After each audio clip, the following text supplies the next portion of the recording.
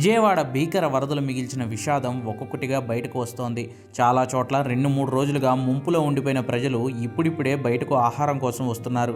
Air force హెలికాప్టర్ల ద్వారా అక్కడక్కడ ప్రజలను గుర్తిస్తూ విపత్తు దళాలు ఆహారాన్ని విసురుతున్నా ఇదిగో ఇలా బురదలో పడి పోట్లాడుతూ బొవ్వను దక్కించుకోవాల్సిన పరిస్థితులు ఉంటున్నాయి. సీఎం చంద్రబాబు నేతృత్వంలో ప్రభుత్వ అధికారులు వీలైనంత వరకు సహాయ కార్యక్రమాలను క్షేత్రస్థాయిలో నిలబడి పర్యవేక్షిస్తున్న కొన్ని చోట్ల ప్రజలు తిండి కోసం ఇలా కష్టపడక తప్పడం లేదు. బురదలో పడిపోయిన ఆహార పొట్లాలను తీసుకుని తింటున్న ఈ విజువల్స్ వరద విపత్తును, దాని భయానక పరిస్థితులను కళ్ళకు కడుతున్నాయి.